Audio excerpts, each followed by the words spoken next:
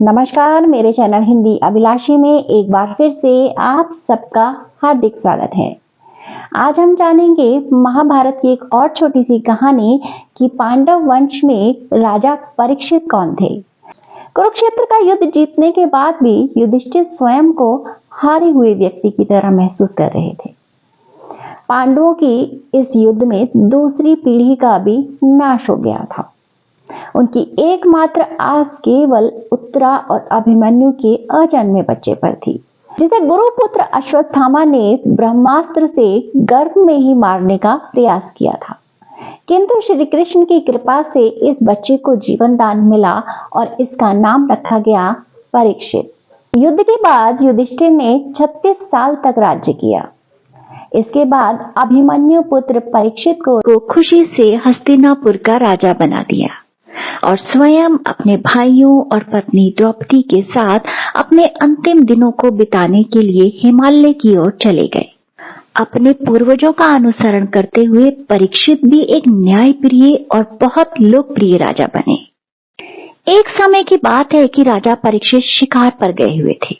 किसी प्राणी का पीछा करते करते वे अपनी सेना से बिछड़ गए। थके हारे राजा ऋषि शमीक के आश्रम जा पहुंचे। ऋषि का आज मौन व्रत था। इस बात से अनभिज्ञ राजा परीक्षित उनसे बार बार उस प्राणी के विषय में पूछने लगे जिसका पीछा करते करते वे यहाँ पहुंचे थे। उत्तर न मिलने पर उन्हें बहुत क्रोध आ गया।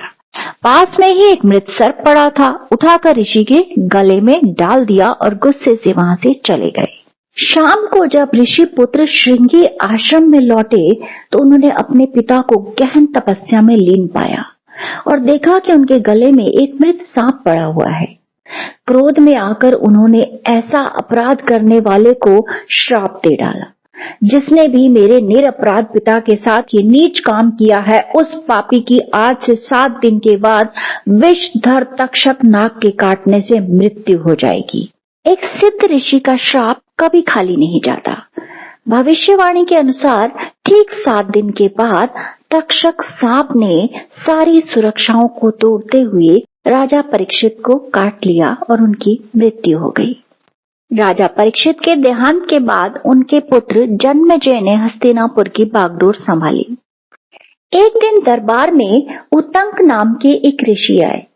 वे तक्षक नाग की शिकायत लेकर आए थे कि ये विषधर नाग अब सबके लिए एक संकट बन गया है, निर्दोष लोगों को परेशान करता है, किसी को भी काट लेता है। यह भी याद दिलाया कि किस तरह से आपके निर्दोष पिता को मार डाला था। राजा परीक्षित की मृत्यु का बदला लेने के लिए उन्होंने जन्मेजय को एक सर्प यज्ञ करने के लिए उकसाया। जन्मेजय को यह परामर्श अच्छा लगा। ऋषियों के साथ विचार विमर्श करने के बाद उसने एक सर्प यज्ञ रखा। यज्ञ बहुत शक्तिशाली था। इसके पूरा होते होते धरती से सारे नागों का विनाश होने वाला था। जैसे जैसे यज्ञ आगे बढ़ रहा था, अग्निहोत्र और मंत्रों के जाप के कारण भयानक प्रभाव दिखने लगे थे। संपूर्ण नागलोक भय से कांपने लगा था। सभी नाग एक अज्ञात शक्ति के प्रभाव से अपनी बिलों से बाहर निकलकर उस जलते हुए अग्निकुंड में गिरने लगे थे।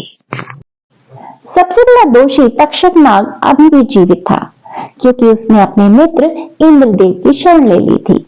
किंतु इस यज्ञ का प्रभाव इतना ज्यादा और तेज था कि जब मंत्रोच्चारण में उसे पुकारा गया तो वो एक सूखे पत्ते की भांति आकर उस यज्ञ कुंड की अग्नि में गिर गया।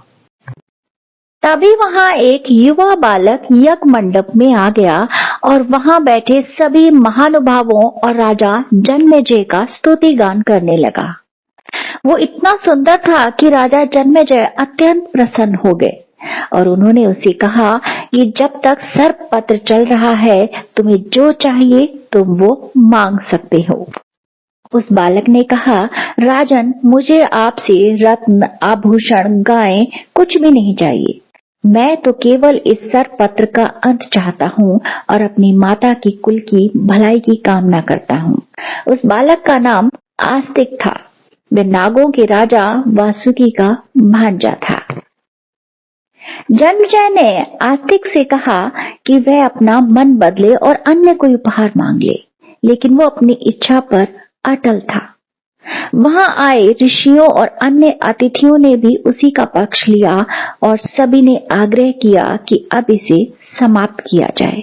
जन्मेजय ने सबकी बात का सम्मान करते हुए इस यज्ञ को बंद करने का आदेश दे दिया।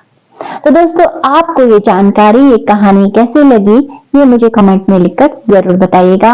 आपके कमेंट मेरे लिए बहुत मायने रखते हैं। मिलते हैं अगले वीडियो में, तब तक आप इसे शेयर करें।